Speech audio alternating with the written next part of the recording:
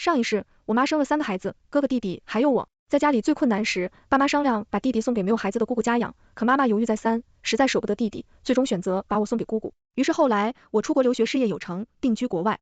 哥哥和弟弟在老家为了一套房子发生争执，妈妈悔不当初，觉得当年应该把弟弟送出去，于是她重生了。重生后第一件事就是在姑姑来接孩子那天，把我藏在了柴垛里。殊不知我也重生了。我叫林多多，是家里最多余的孩子。我哥成绩好，我弟生得十分漂亮，而我平平无奇，放进人堆里，永远是那个最暗淡的存在。但尽管如此，我从没想过有一天爸爸妈妈会把我丢给别人。可这一天在我7岁那年到来了。一场失败的生意让我家一夜之间陷入亏空的窘迫境地，爸妈再供养不起3个孩子，半夜起来开家庭会议，商议把最小的弟弟送给姑姑家抚养。我还记得当时妈妈红着眼眶，泪水决跌了一场又一场。爸爸站在理性的角度上，却为妈妈，天喜才2岁，对我们还没有多少记忆。我姐夫的家庭条件你也知道，天喜到了那里，只剩下享福了，何必让他跟着我们受苦呢？看着正睡熟着不谙世事的小弟弟，我也一阵鼻酸。第二天，姑姑和姑姑来接小弟弟了。姑姑在桌上放一叠厚厚的人民币，笑着问妈妈：弟妹，想好了没有？妈妈昨晚已经把眼泪哭干了，这回眼睛肿得老高，显然她已经做好了决定。一阵悲伤的寂静过后，妈妈隐忍去嘴嘴的声音传进我的耳朵：大姐，姐夫，我家天喜今后就麻烦你们了。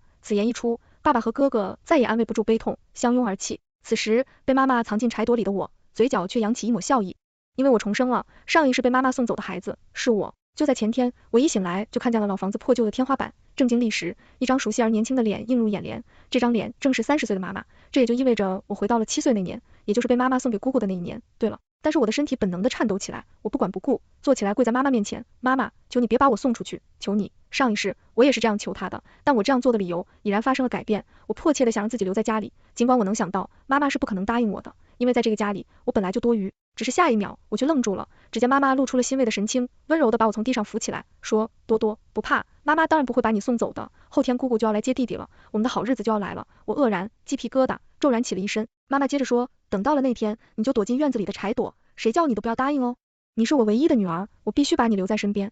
我马上意识到妈妈也重生了，连忙点头，装作很惊喜的样子，因为我不想让妈妈看出来我的破绽。上一世的结局，我们母女俩闹得并不愉快，甚至说我们已经走到了断绝关系的地步。看着妈妈满意的走出去后，我露出了讽刺的目光。我临死前，她那副丑恶的吵闹着让我下地狱的嘴脸我至今记得，可时空转换，她的态度却来了个180度大转弯。难道她真的如她所说，很珍惜我这唯一的女儿吗？当然不是，如果是，她就不会在生哥哥时给她取名林唯一，如果是，她就不会在生下我之后看都不看一眼，随便给我登记了一个名字，如果是，她更不会展现出对新生小弟弟的偏爱和宠溺，独独忽视我，临时变卦，把我送进地狱般的姑姑家。旁人人人都觉得能生在我那有钱有势的姑姑家就是逆天开局，在他们看来，我能出国留学，自己开公司移民国外，靠的都是姑姑姑父的强大背景。但我是怎么去世的，他们似乎都忘了，还顾着残破不堪的房间。我竟然释怀着笑了，妈妈，既然你那么想让弟弟取代我上一世的人生，那么就拿去吧。终于弟弟被姑姑带走了，我从柴垛里爬了出来，妈妈看了我一眼，眼神蓦然变了变，我清楚地看出那是满满的怨毒。也对，上一世我功成名就，妈妈低下姿态，求我给弟弟的婚房凑钱，我不答应，她就撕破了脸，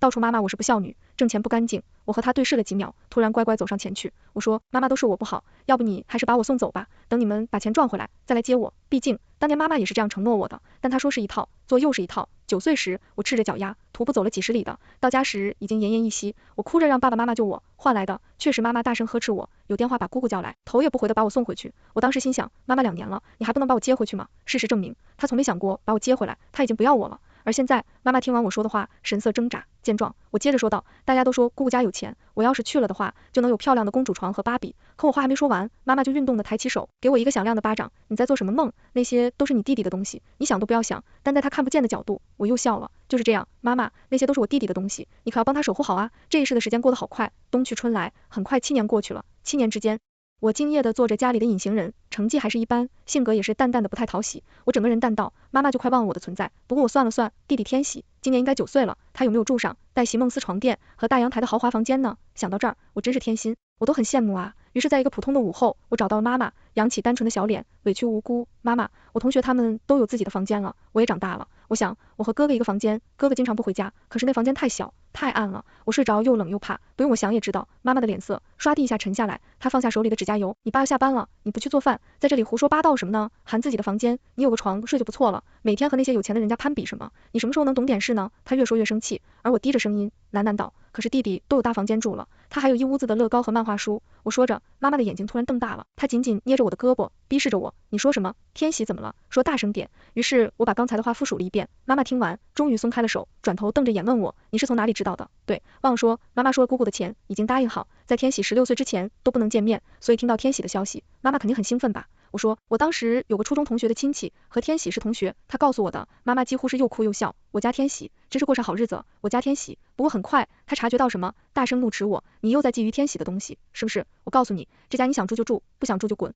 于是我落荒而逃的滚了。这一天是天喜的9岁生日，上一是我9岁生日那天，姑姑姑父也送给了我相同的礼物，可姑父这么有钱，又怎么只会送那些礼物呢？总之，天喜也许是高兴坏了。凌晨，我依稀听见外面传来喊叫声，这声音凄厉又哀痛，对我而言很是熟悉，我怕妈妈听不见，刻意制造出了其他声音，于是爸妈被成功进行。前一秒他还在骂我在房间里发什么疯，下一秒院子里就传出一阵杂音，紧接着是我妈的哭声，她哭着，天喜，你怎么回来了？谁送你回来的？是天喜自己回来的。半夜2点，家里灯火通明，我战战兢兢站在一旁，看着满身污垢，像饿狼一样吃饭的弟弟。过了7年，弟弟真是长大了好多。可弟弟吃完饭，把筷子一摔，突然向我冲了过来，他把我推倒在地上，抬起手就要朝我过来。你就是林多多吧？凭什么被送走的不是你？爸妈见状，赶紧把他拉开。可他们呢？下意识竟然是查看弟弟身上有没有受伤。转儿嚷了一声让我滚，我很听话，躲回了屋子里。于是我听见爸妈围着弟弟嘘寒问暖，半天他们才切入正题。你自己回来的，你姑姑，你爸妈呢？弟弟稚嫩的声音喊着哭腔，他们不是我爸妈，他弄得我好疼。妈妈大惊失色，下意识说他们打你了。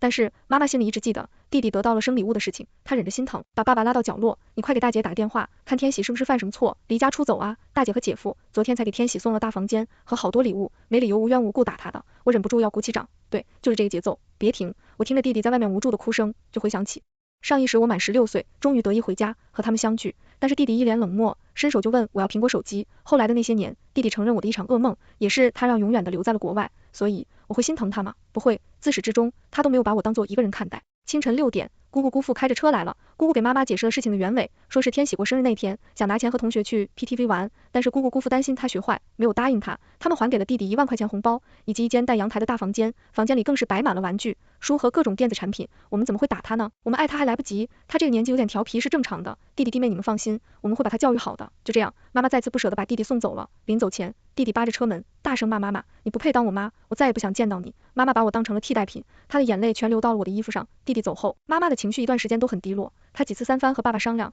说要不把钱还给他们，把天喜接回来，可是爸爸严词拒绝，家里的生意还在亏本，每个1年半载赚不来钱，现在把钱给他们了，我们拿什么养魏一和天喜？看吧，在这种事情上，他们永远提不到我的名字，那我何不凑上去，找不存在感？于是我说，妈妈弟弟说的对，当年本来就是我应该被送走，要不你们把我送过去，把弟弟换回来吧。妈妈瞳孔一震，过了好半天，盯着我说，闭嘴，还有7年。再等7年，我们就可以和天喜见面了，就可以和天喜见面了。黑暗里，我轻蔑地看着他，沉沉的心声回荡，见面吧。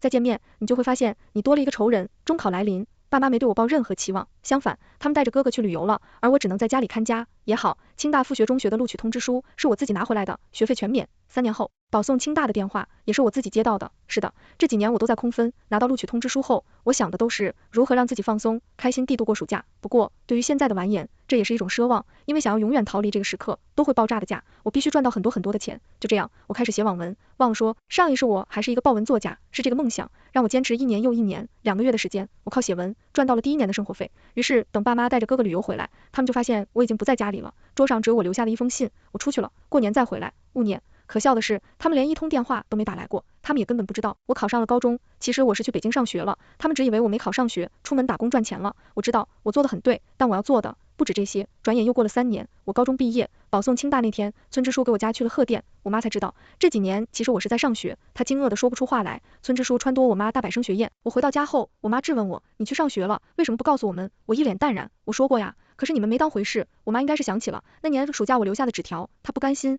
反正我话放在这里，你上大学的学费、生活费我都不会管，我更加无所谓。呐，我不会花你的1分钱。我妈见威胁不到我，愣了，随后她又开始了拿手活，恶意揣测，你说实话，这几年你是不是干什么不干净的工作了？